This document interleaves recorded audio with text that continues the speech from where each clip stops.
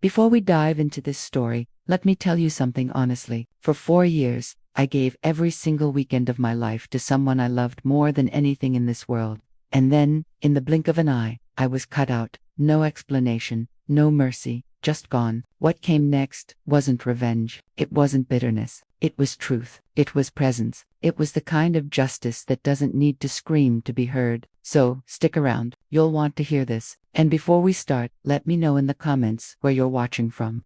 And don't forget to subscribe, because this one is going to stay with you. My name is Margaret Foster. I'm years old, retired, and widowed, living in a modest house in Richmond, Virginia, the kind of place with creaky porch steps and flowers planted more out of habit than hope. For the last 4 years, every single weekend of my life has revolved around one person, my grandson, Ethan. He came into this world 7 years ago, with a full head of dark hair and the most serious little face you could imagine, as if he arrived already studying the world. Julia, my daughter, wasn't exactly ready for motherhood when he was born. She was overwhelmed, trying to juggle work, a rocky marriage, and a never-ending pile of bills that never seemed to shrink. So when she asked if I could watch him just for a few weekends, I said yes without even thinking. That was all it took. Those few weekends quietly turned into 4 years. Every Friday evening, I would pick Ethan up from daycare, his tiny backpack bouncing against his shoulders. We'd baked cookies, mostly chocolate chip,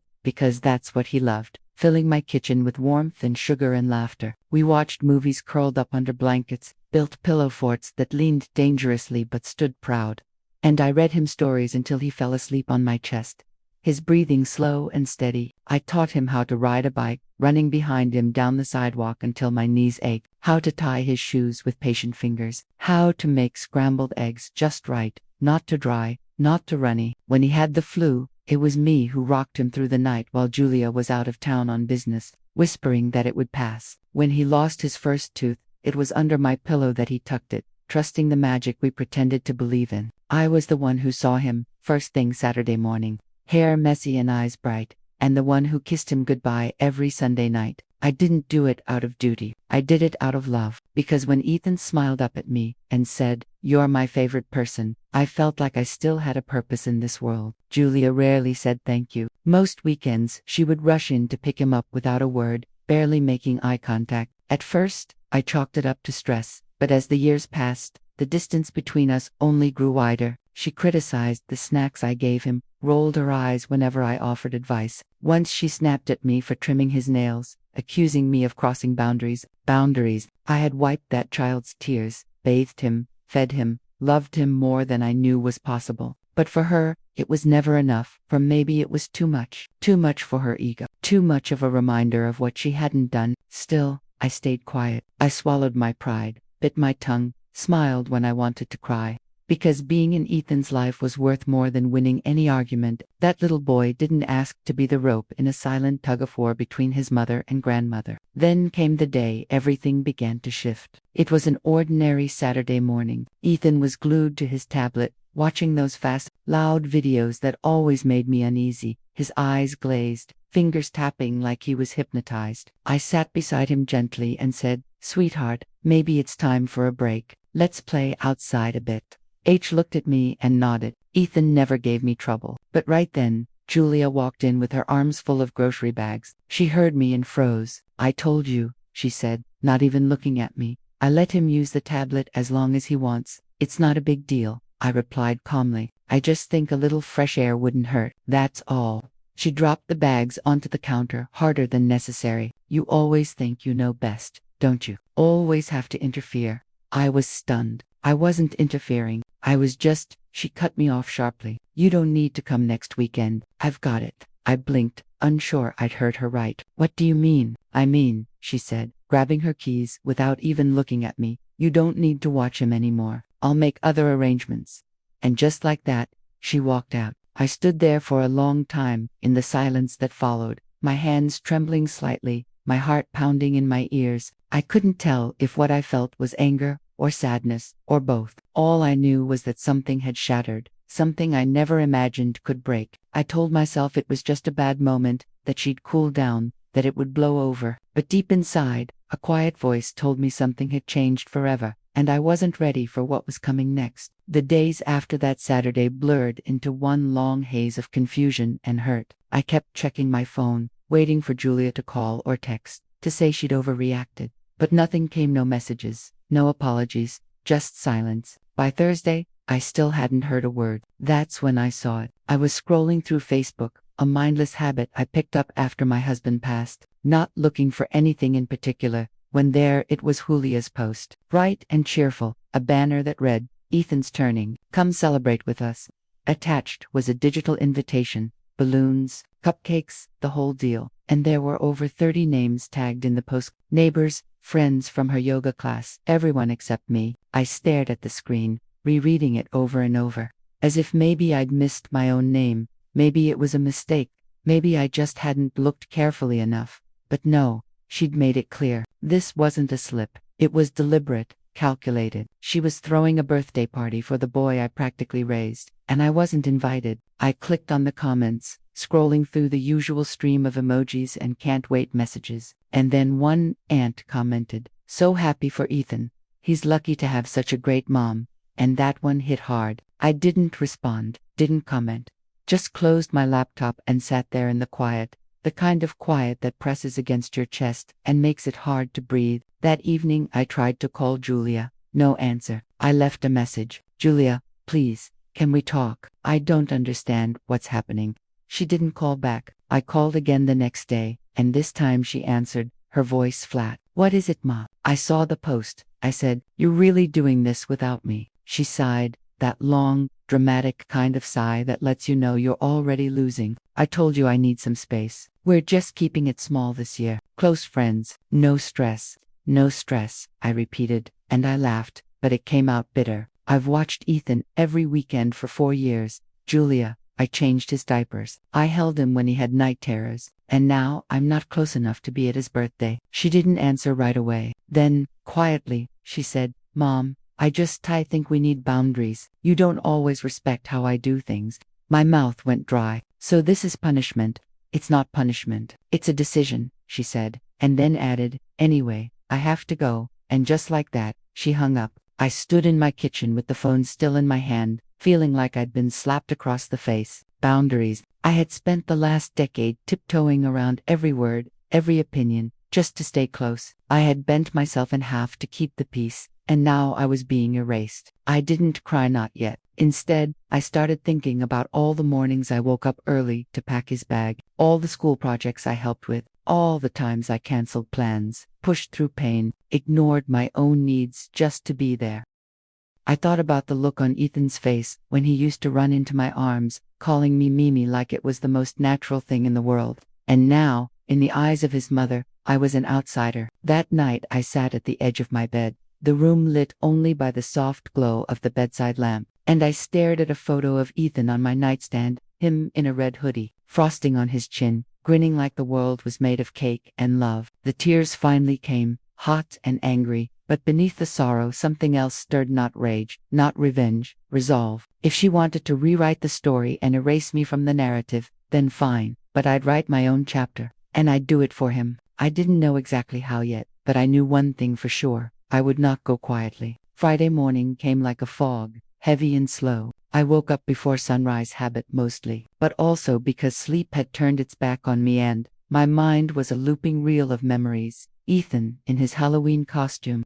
Ethan asleep on my chest. Ethan drawing crooked little hearts with I, Mimi, written inside. I had no plans for the day, no pickup time, no grocery list for snacks, no little backpack by the door end for the first time in years. My weekend was completely empty. I walked around the house like a stranger. His toys were still tucked in the basket by the fireplace. His toothbrush still sat next to mine in the upstairs bathroom. And everything in that house whispered Ethan. And the silence was a scream I couldn't escape. I sat down with my coffee, my hands still trembling slightly, and opened Facebook again. I didn't want to. I knew it would hurt, but something in me needed to see it. The party plans were unfolding in real time. Julia had posted another update, a picture of the birthday cake. 2 tears, superhero-themed fondant letters, spelling Ethan is. The caption read, "Can't wait to celebrate my boy. Sunday's going to be amazing." My stomach twisted as comments poured in. "Looks delicious. He's growing up so fast. Best mom ever. And I realized I didn't belong in that world anymore. The one where my daughter was a loving parent and I was just background noise, forgotten. At some point, I checked the list of people tagged again. Family. Even my neighbor Ruth was going. Ruth, the woman I gave my casserole recipe to, the one who came over for tea after her surgery, and she hadn't even mentioned it. And me. Still not a single word, not a message, not even a polite excuse. I was being erased, not just from the event but from my own family's story. So I did what I always do when the pain gets too loud. I cleaned, I scrubbed the kitchen floor until my knees ached, washed every dish, wiped down every counter, rearranged the books in the den by color, and then by size, polished the picture frames until they caught the light. And that's when I saw Ethan the shelf in the hallway. Between the two ceramic birds Ethan gave me for Mother's Day, a framed photo of us at the zoo. He was maybe 5, and we were standing by the giraffe enclosure, both holding ice cream cones, chocolate smeared all over his chin. And in my eyes was that look, the one where love spills out even when you're not trying. I took the frame down, sat on the floor right there in the hallway, and held it against my chest. How could she do this? It wasn't just the party, it was everything. The years of biting my tongue, the way she always dismissed me, corrected me in front of others, acted like my love was inconvenient, like I was something she tolerated rather than cherished. But I had kept going for Ethan, because he was the light, the one who made it worth it, the one who looked at me with wonder and not resentment, the one who never made me feel like too much. And now even that was being taken from me. I didn't eat that day, didn't speak to anyone, just sat there in that hallway until the sun went down, holding that picture like it was the only proof I had that I mattered. And sometime after midnight I picked up my phone and opened the family group chat, and there it was again, more chatter about the party. A cousin asking what time to show up, someone else offering to bring extra chairs, still nothing to me. My fingers were shaking when I typed the message. Thanks to everyone who's going to Ethan's party on Sunday. I won't be there. I wasn't invited. Then I hit send. It was the quietest scream I'd ever let out. No one replied, not immediately, not for hours, but I had said it. I had stopped pretending, and for the first time in a long, long time I felt the tiniest flicker of something I hadn't felt in years. Anger, clarity, strength. I was no longer just a forgotten grandmother. I was a woman who had been hurt deeply and had finally decided to stop swallowing the pain. And what I did next, well, that's when everything changed. I didn't sleep that night, just lay in bed staring at the ceiling fan spinning overhead, listening to its faint ticking sound like a clock counting down to something inevitable. And when morning arrived with a dull gray light leaking through the curtains, I felt hollow but not broken, not yet. That group message had stirred something, not because anyone replied, they didn't, but because for once I hadn't swallowed my truth. Saturday morning came, the day I was supposed to have Ethan, the day we usually baked muffins together or made cardboard rocket ships. But my kitchen was cold and my living room quiet. I tried to distract myself, turned on the TV but couldn't follow a single word, made toast and let it go cold, watered the garden and then sat on the back steps for over an hour, just watching the breeze move through the trees. And it wasn't until I went back inside that I saw a missed call from Ruth. I stared at it, unsure whether I had the energy to listen, but I tapped the voicemail anyway. Hey, Margaret, I saw your message. I didn't realize you weren't invited. I just assumed. She paused. I'm sorry. If I had known, I wouldn't have. Anyway, if you need anything, I'm here. She sounded uncomfortable, guilty, but not enough to back out of the party. And the message didn't hurt. MIT only confirmed what I already knew. People prefer to stay comfortable, even if it means siding with silence over truth. That afternoon, I went upstairs to Ethan's room, or as much of a room as he had in my house. It was really just a corner of the guest room, a small bed with dinosaur sheets, a lamp shaped like a rocket, a basket of well-loved toys, and I sat there and let the memories come. Ethan brushing my hair with his tiny fingers, Ethan telling me I was better than Santa, Ethan falling asleep with his hand in mine. I thought I'd feel sad, and I did, but something else was there too, rising slowly like smoke curling up from a steady flame. I realized I had a choice. I could continue to let Julia dictate my role in Ethan's life, treat me like a side character in a story I helped write, or I could remind everyone exactly who I was, not with bitterness, not with cruelty, but with truth, with love, with presence. I stood up, wiped my eyes, and went to my desk, pulled out a notebook and started making a list, a very specific list. Decorations, cupcakes, a venue. I knew Ethan's favorite theme. I knew which flavor of cake he liked. I knew his friends, his little cousins, the songs he loved to dance to. And I knew that his birthday was not just a Sunday on Julia's calendar.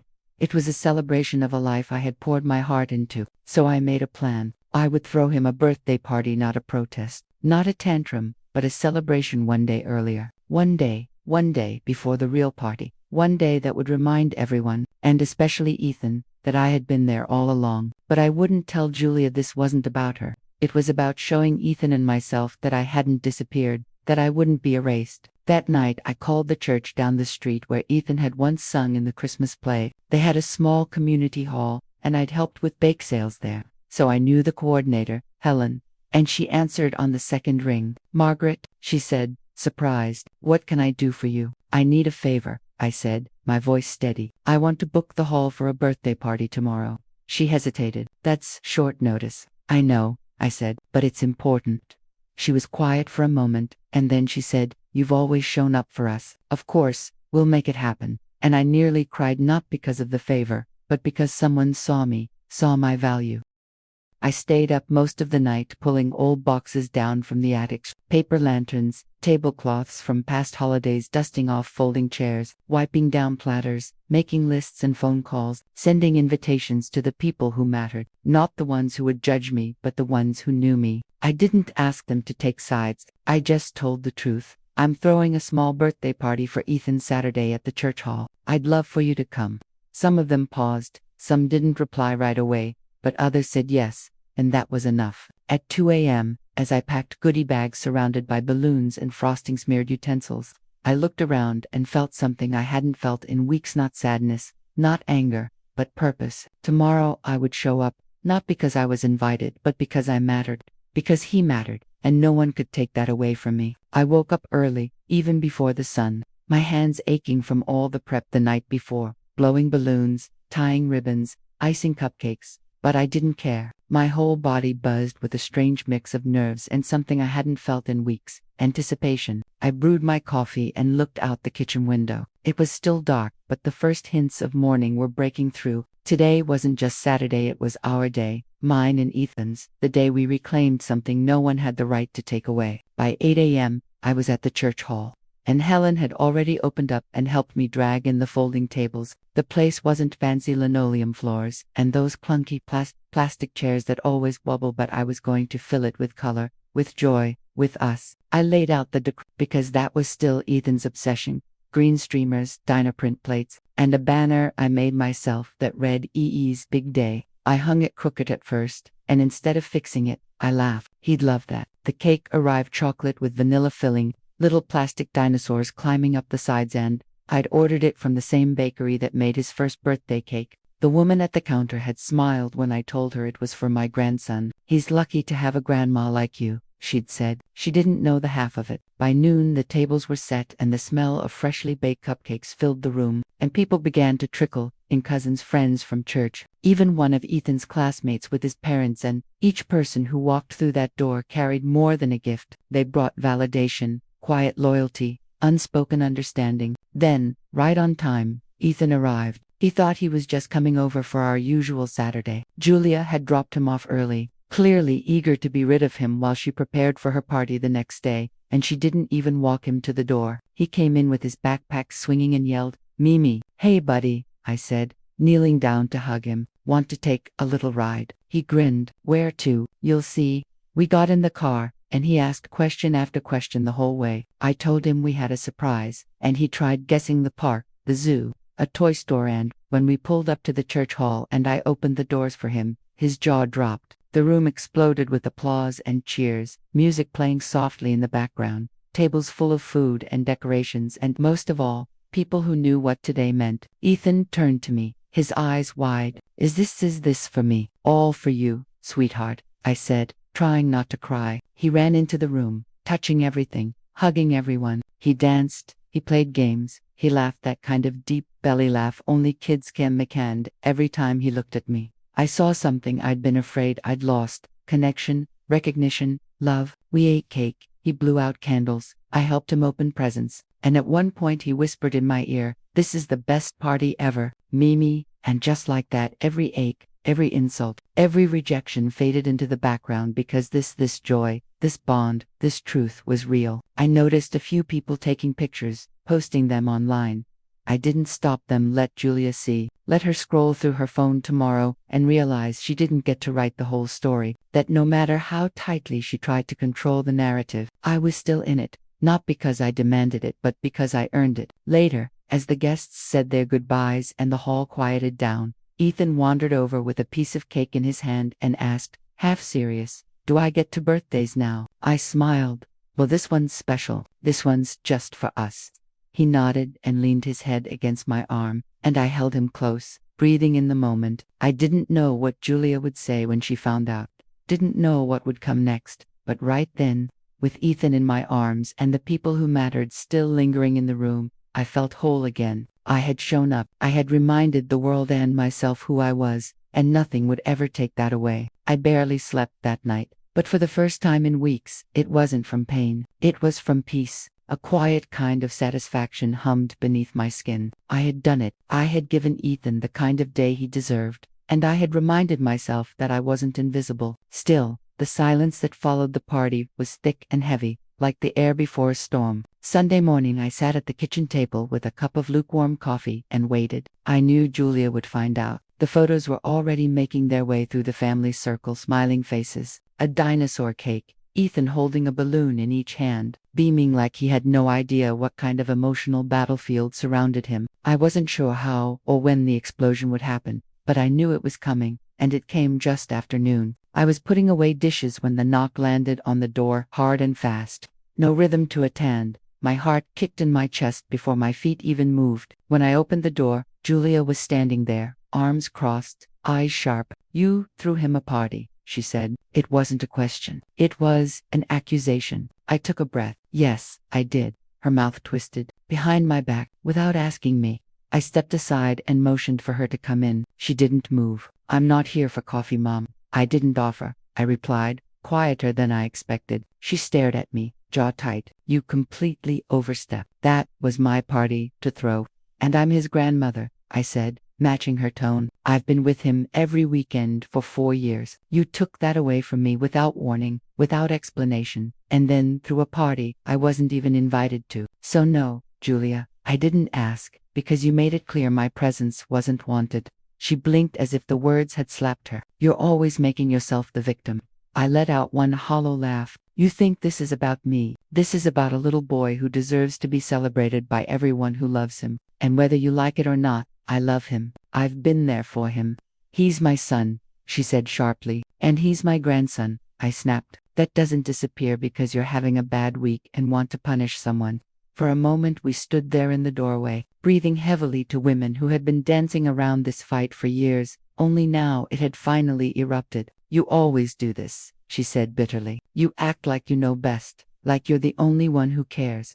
Something in me cracked then, not from anger, but from long simmering heartbreak. "I know what it feels like to be dismissed by your own child," I said softly, "to be treated like background noise, like everything I gave, everything I am, is just a nuisance." Now, Julia looked away, and I saw her eyes flicker just for a second. "I'm tired of shrinking myself so you'll be comfortable," I continued. "I've done it for years, but I won't apologize for loving Ethan. I won't apologize for showing up when no one else did." A long pause settled between us, the kind where truth fills every inch of space. Finally, she muttered, "You should have told me." "I shouldn't have had to," I said, "but I did tell you, 100 different ways. You just never listened." She turned away then, walking back down the steps toward her car, and I didn't call after her, didn't beg. I just stood there in the doorway of my own house, heart pounding but hands steady. She didn't slam the car door, didn't drive off fast, and she didn't say goodbye either. As I watched her pull away, something unexpected washed over me, not regret, but relief. For once I had spoken my truth without flinching. I didn't know what would happen next, whether she'd retaliate, whether she'd keep Ethan from me, whether this would be the final wedge between us. But I knew one thing for sure, I had finally stopped asking for permission to matter, and that was the beginning of something I had been waiting for my whole life. Sunday came with a weight I couldn't ignore. It wasn't guilt. I had shed that skin the moment Julia walked away from my porch without saying a word. No, This was something else, sent awaiting, unknowing, the feeling that something was about to shift. I didn't expect to hear from her, and I knew she wouldn't call. But what I didn't know was that I was about to witness my quietest act of defiance echo louder than any fight we'd ever had. It started with the photos. By noon, I received a message from Linda, my cousin from out of state. Saw the pictures from Ethan's party. It looked beautiful. You did right, Margaret. Don't let anyone tell you different. I stared at the message, only then realizing I'd been holding my breath. The pictures were out. There Ethan smiling, Ethan hugging me, Ethan holding his cake with a missing tooth and a glow in his cheeks I hadn't seen in months. More messages followed. A neighbor wrote, "Didn't know Julia was excluding you." Honestly, that was low from a fellow church member. You're the heart of that boy's life. Don't forget that some people didn't say anything outright, just sent heart emojis. A quiet "we see you." I didn't reply to most of them. I didn't need to. The party had spoken for itself. Then came the update I hadn't been looking for. A photo Julia posted from her party. The backdrop was elaborate, one of those rented, Instagram-ready balloon arches, a DJ visible in the background, catered food, everything expensive and polished, but something felt off. Ethan looked tired. He stood in the center holding a slice of untouched cake, his eyes not on the camera, but somewhere else entirely. His smile didn't reach his eyes, and his shoulders slumped just enough to tell me everything I needed to know. That wasn't his real birthday. His real birthday had already happened, in that little church hall, with wrinkled tablecloths and dollar store decorations, and a grandmother who knew his favorite color, his favorite dance move, and the exact way to make him laugh until he snorted. That's where his heart had been, and apparently I wasn't the only one who noticed. As the day wore on, messages kept coming. A cousin admitted, "Honestly, the party today felt off." Ethan kept talking about the one yesterday. Another wrote, "He told everyone his real birthday already happened at Mimi's."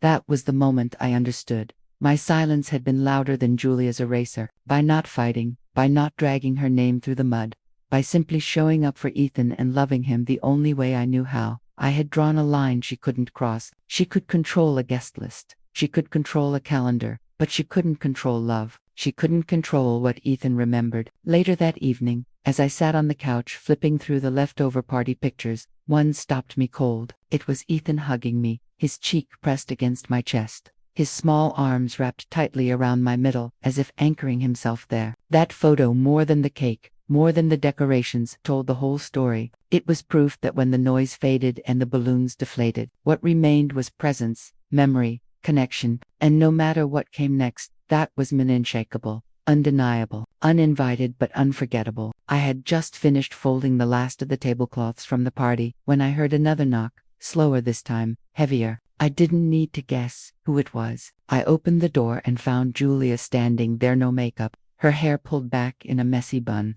a phone in one hand and her keys clenched in the other like a weapon she wasn't sure she wanted to use. She didn't say hello. "You embarrassed me," she said, her voice tight. I didn't flinch. "Come in or don't, Julia, but I'm not doing this in the doorway again." She hesitated, then stepped inside. We stood in the kitchen, the air thick between us. She didn't sit. She paced once, then turned back to face me. "You knew what you were doing." "Yes," I said calmly and clearly. "I knew exactly what I was doing. You threw a whole party behind my back without even telling me after you uninvited me from his birthday.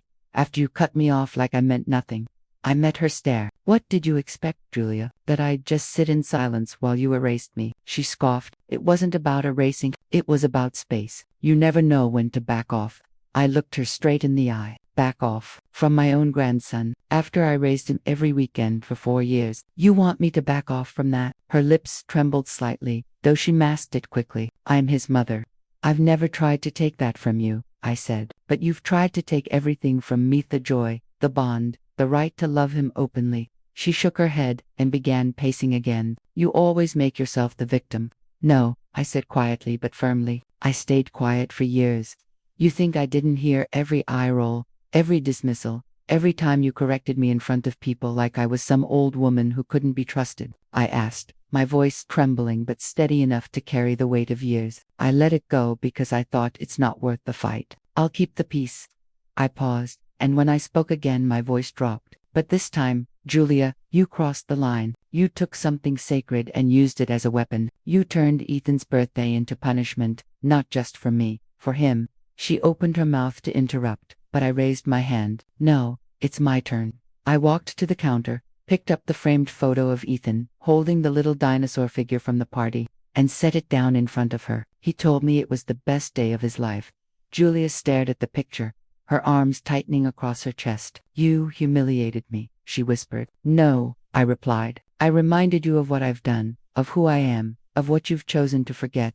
She looked down at the counter and for a long while said nothing. Then, softly, you didn't have to do it like that. I didn't want to do it like that, but you gave me no other choice. The silence between us felt as long as years, and then something unexpected happened. She looked up at me, her voice low. He wouldn't stop talking about it. Your party? He said he wished you were at mine. I swallowed hard, my throat burning. I know. For the first time her shoulders sagged, the fight in her eyes dimming as she leaned back against the counter, like her legs couldn't quite hold the weight anymore. Do you know how hard it is? She asked, barely above a whisper. Being a mom, being judged all the time. I nodded slowly. Yes, I do. I remember. She looked at me as if seeing me clearly for the first time in a very long while. I'm tired, she said, and in that moment I realized something. I was tired too, but tired doesn't mean defeated. I didn't reply, didn't reach for her. I let her stand there in that stillness, in that reckoning. Because for once she wasn't in control of the narrative, and she knew it. She picked up her keys, hesitated, then said without looking at me, I'll call you, and walked out. I sat down with the photo still in front of me. I didn't cry, I didn't celebrate, I just breathed deeply and held on to the only truth I needed. I had finally said the words that had lived in my throat for years. And even if nothing changed after that, I had changed, and that was the beginning of everything. The days that followed felt strange quiet, but not the peaceful kind. More like the quiet after a fight when nothing is settled, just suspended in the air waiting to fall. I didn't hear from Julia. Not a call, not a text, not even a picture of Ethan. Yet somehow I sensed she was listening. The family group chat went silent, no one daring to speak first, as if everyone was waiting to see who would break. And no one wanted to take sides, or maybe they already had. I didn't push. I didn't reach out again. Instead, I focused on what mattered. I printed the photos from the party and framed a few for Ethan's room in my house. I cleaned up the decorations, folded the leftover napkins, tucked the dinosaur-themed plates back into a bin labeled Ethan's stuff. Because despite everything, I still believed he'd be back. Maybe not next weekend, maybe not the one after that, but one day. Then came the ripple. It began when my niece Claire, who had been at both parties, called. Hey, Aunt Margaret, she said hesitantly. I just wanted to say, I think what you did was brave. I sat down slowly. Brave? Yeah, I mean, people are talking, but I was there Saturday. Ethan was happy, not just birthday cake happy, like full heart, light in his eyes happy. I didn't know what to say. And Sunday, she continued, he just wasn't the same. He looked tired. He told me, I already had my party with Mimi. He said it like that one was the real one. You know, my throat tightened. Thank you for telling me that.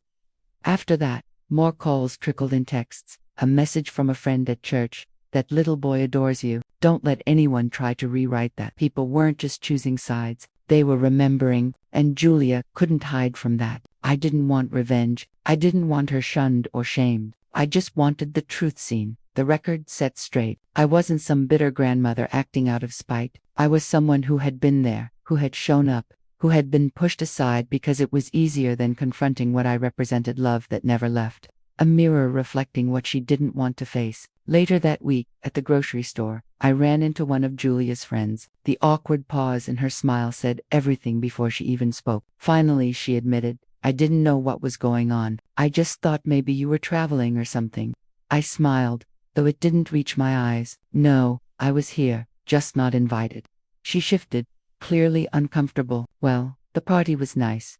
I repeated, letting the word hang there between us. That's something. She hesitated, then added in a lower voice, Ethan wouldn't stop talking about your party. And that was it. That was the pattern. No one could quite say what they were really thinking. Not to Julia, at least. But slowly, quietly, they were beginning to see the story differently. The narrative she had tried so carefully to control was slipping from her hands.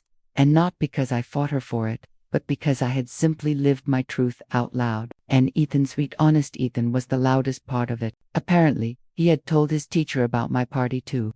had drawn a picture of the dinosaur cake and declared it his real birthday. Julia must have heard. I can only imagine how deeply it stung, hearing that her meticulously planned event had been reduced to an afterthought in her own child's eyes. And yet I didn't feel smug, didn't feel victorious in some petty way, felt seen. The silence between us still stretched wide and tense, but I had already said everything I needed to say. Now it was her turn, or not. Either way, I was done shrinking myself to make room for her comfort. The storm had passed, and in its wake something new and steady was beginning to grow. Sunday arrived again, exactly 1 week after everything broke open, and the memory of the previous weekend still lingered vividly. Athens' laughter echoing through the church hall, the warmth of that afternoon, and the quiet fire in my chest when Julia had confronted me at my own door. But this Sunday wasn't about confrontation. This was her day, her official party, the one she had planned so carefully, the one she had labeled intimate, the one where I did not belong. I didn't expect an invitation, and truthfully, I didn't need one, though I would be lying if I said there wasn't a flicker of curiosity inside me, not about the decorations or the guest list,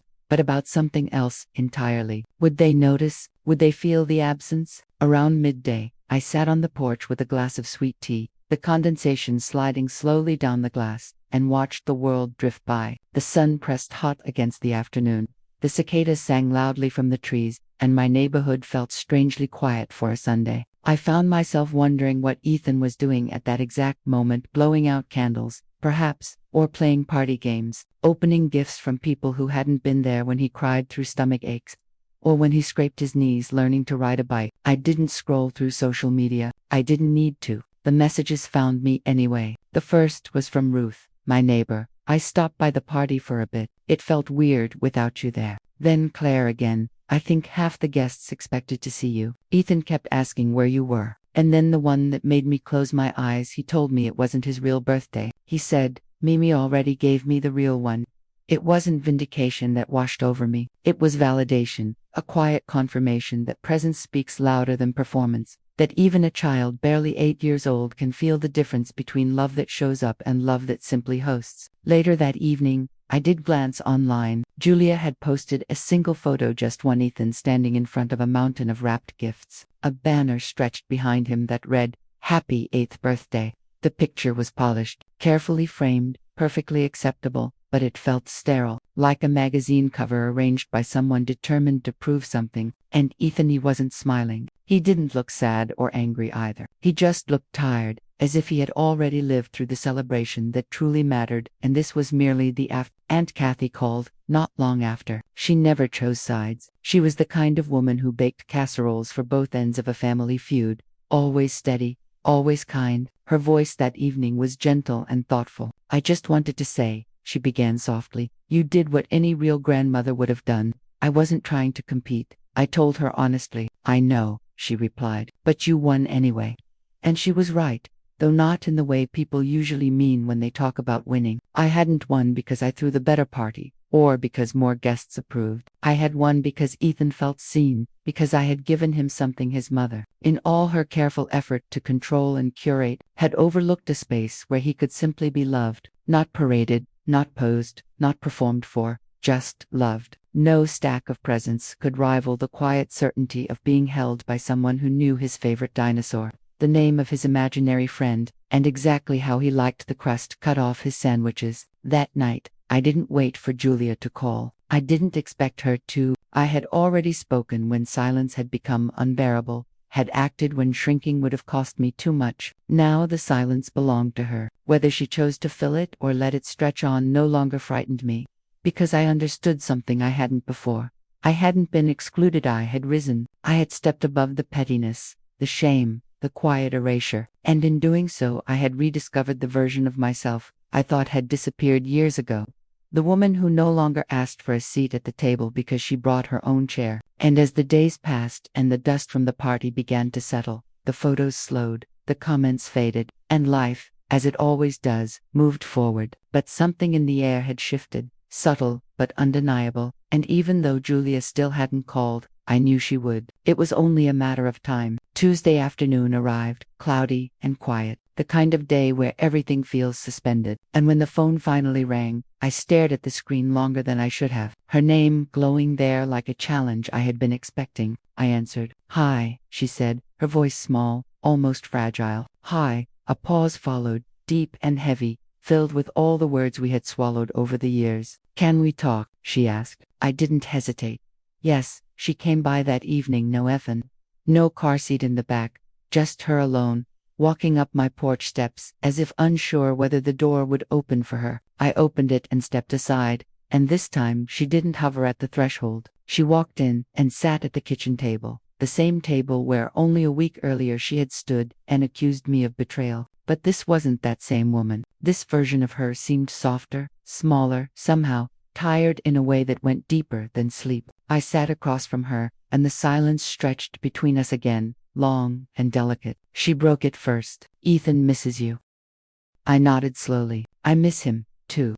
She stared down at her hands, turning her wedding ring around and around her finger, as though it might offer answers. "I don't know why I did it," she said. "I was just angry. I don't even know at what." "You were angry at me," I said gently. "Yes," she admitted, her voice cracking. "But it wasn't about the tablet or even the party. It's like you're always there. You always were there. And it made me feel like you weren't." I offered nothing at first. She looked up at me, tears brimming. "Yes," I let the weight of that confession settle. "Do you know what it's like," she continued, "to be the mom, but feel like the second choice?" The question landed hard, right in my gut. I had never heard her say anything like that before. Never. "I never wanted to replace you," I said quietly. "I only stepped in where there was space. I didn't do it to take over. I did it because he needed me, because you needed me." "I know," she whispered, "and I think I resented you for it, even while I needed you." She wiped a tear away, embarrassed. "I've been so angry at myself for not being more present,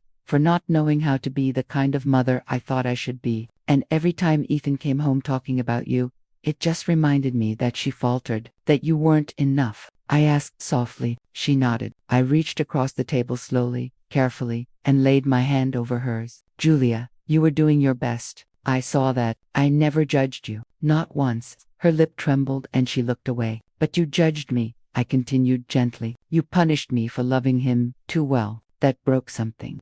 She began to sob, then not loudly, not theatrically, but deeply, the kind of cry that comes from years of unspoken guilt, from holding everything together too tightly, from being a mother who never stops fearing she isn't enough. "I'm sorry," she managed through her tears. "I was wrong about everything. You didn't deserve that." And in that moment, I felt something thaw inside me, the ice I hadn't realized I was still carrying. For the first time, Julia wasn't just speaking, she was listening. I squeezed her hand. "I don't need perfection from you," I said. "I never have. But I do need honesty. I need respect." She nodded, still wiping at her cheeks. "And I need Ethan to grow up knowing that family means presence, not pride, not power," she whispered. "Okay." We sat there in the dim kitchen light, the past between us like shards of broken glass, slowly being swept away. She looked up at me, eyes red but open. "Do you want to come over this weekend?" she asked. "Spend time with him." My heart, bruised as it was, still recognized joy when it hurt it. "Yes," I said. "I'd like that very much." She smiled, small, uncertain, but real, and for the first time in a long while, I saw not the woman who had pushed me out, but the little girl who still needed her mother, not to fix everything, just to be there. And that, at least, I could do. The next few days unfolded slowly, gently. The tension that had hung between us easing like a storm cloud, finally breaking apart. I didn't expect instant reconciliation. Healing doesn't work that way. But when Julia called on Friday to say Ethan was looking forward to seeing me, I felt something shift inside me. I would be in the same room with him again, without anger shadowing the space between us. Saturday morning arrived, and I prepared as though I were heading to a celebration. The air in my house felt lighter. I chose the same dress I had worn to his first birthday party. The one with the tiny flowers, a piece of memory untouched by bitterness. I arrived at Julia's house a little early and stood on the porch for a moment, taking it in. The house was quiet, as it always was when I came for weekends with Ethan, but today felt different. Today, I wasn't stepping into a role assigned to me. I was stepping into a space where I had permission simply to be. The door opened, and there he was, Ethan, eyes wide with excitement. "Mimi," he shouted and ran straight into my arms. He smelled like cinnamon and toothpaste. his little arms wrapping around me as tightly as his small body could manage, and I bent down to hug him back. "Hey, buddy, how's my favorite dinosaur expert?" I asked, and he grinned, flashing that same gap-toothed smile. "I'm the best at dinosaurs, you know that." "I do," I said, ruffling his hair. "I brought you something." I handed him a small gift bag, and his eyes lit up as he pulled out the little dino figurines I knew he'd been wanting, hugging them to his chest like they were the most precious treasures in the world. Julia stood behind him, arms crossed, watching quietly, unsure, but I could see the softening in her expression. She didn't move, didn't interrupt, just let us have this moment, and for once, that was enough. We all went inside, Ethan leading the way, showing me his newest drawings and the puzzles he was working on, while Julia stayed in the background, neither fully engaging nor pulling away, as though we were all standing on this new ground together, unsure what came next but willing to take it one step at a time. We ate lunch together, nothing fancy, just sandwiches and chips, but it felt warm and genuine, like we had finally returned to some semblance of normalcy. There were no forced conversations, no hidden resentments. It was just us, a family sharing space again. After lunch, we walked to the park, Ethan racing ahead, laughing, his joy filling the air. And for the first time in months, I didn't feel like I was walking on eggshells. I was just there, fully present, with the people I loved. Julia and I walked side by side, the distance between us shrinking bit by bit. "I'm sorry, Mom," she said quietly, low but steady. "I should never have treated you like that. I don't know what I was thinking." "I know," I replied softly, "and I'm sorry too, for not standing up for myself sooner, for letting the silence grow between us." She looked at me, and for the first time, I saw real vulnerability in her eyes, not the coldness I'd grown used to. "You were right," she said. "I did need you, and I didn't know how to ask." "You don't have to ask," I said gently. "You never did. I'm your mother, and I'm always here, just like I've always been." She nodded, the tension finally leaving her shoulders. "I don't deserve you," she whispered. I shook my head. "We all make mistakes. It's how we fix them that matters." We walked in silence for a few moments, the weight of unspoken words lifting slowly. When we reached the park, Ethan was on a swing, legs kicking in that carefree way only children can, and he waved. "Mom, Mimi, come push me." Julia and I shared a quiet look, an unspoken understanding that we had made it to the other side of something painful, something hard, and now we had a chance to rebuild, to create something new. I sat on the swing next to Ethan and pushed him gently. He laughed, arms stretched wide, shouting, "Higher, Mimi, higher." And for the first time in a long while, I felt exactly where I was meant to be, not asking for permission, not waiting for validation, just present as his grandmother, as his family. Julia stood by the park bench, watching, saying nothing, because the past weeks of tension and hurt had finally been acknowledged, finally been felt. And now we were moving forward, not perfect, but real, trying to do better, trying to heal. The swing creaked beneath me, the wind rustled the trees, and I realized that the most beautiful things aren't always the loudest or brightest. They're the quiet moments of connection, the slow shifts in relationships, the fleeting moments that pass without fanfare but leave you feeling at home. And as I pushed Ethan higher, his laughter ringing through the air, I felt it fully. I had my family back.